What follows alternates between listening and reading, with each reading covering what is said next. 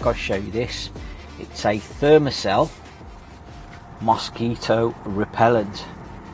Now what it is, it's a little contraption with a metal pad on the top there, and it obviously, as you can see, connects up to your gas bottle. And by the way, it uses a minuscule amount of gas.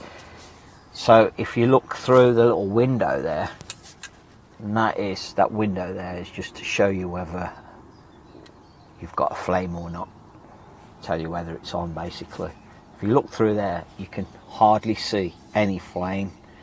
It uses so little. In fact, this is perfect for when I get down to my dregs. You know, when you've used your gas bottle, you've probably got about 10 or 15% left at the bottom and it loses all the pressure. Don't throw them away, they're ideal for this.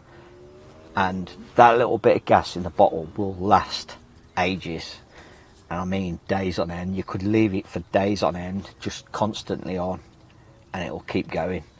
So yeah, these are brilliant, but there's a lot of marketing overindulgence, let's say, or there's a lot of exaggeration. And what I mean by that is they claim that you can create a bubble, like a little zone. Now I don't see it myself. Maybe in absolutely optimum conditions, i.e. no wind whatsoever, you might be able to make a little bubble, a little zone, but in the real world, no. But what I do with mine, I pop it in the entrance of my bivvy, and it's superb. What you'll actually notice is you'll see all the mozzys trying to fly in to bivvy, and then they do an about turn and bugger off. It's really good.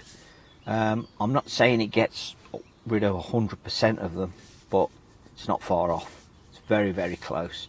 And if you do, what I've noticed, if I do get one in, the odd one in, it'll only hang around for like seconds and then it's gone again, or it'll just go docile. So fantastic bit of kit, but, and it is a big but, they are expensive to run. Like I say, not from a gas point of view, but the pads that go in the top onto this heated plate here, the genuine ones, are not cheap. I'll put the price up on the screen now. But what I have been doing is a little bit of research, and I found some aftermarket type here. Now these pads are slightly smaller than the originals, probably about, I'd say, on 75% smaller maybe, and they don't last quite as long as the genuine article. Genuine article you get in around 3 hours 45 to 4 hours max. These you're probably getting around 2.5 to 3 hours, but you still work out a hell of a lot cheaper, and they seem to do the job really well. But don't go rushing out and buying any, guys. Just let me carry on with my tests and that. But I've used it twice, so far so good.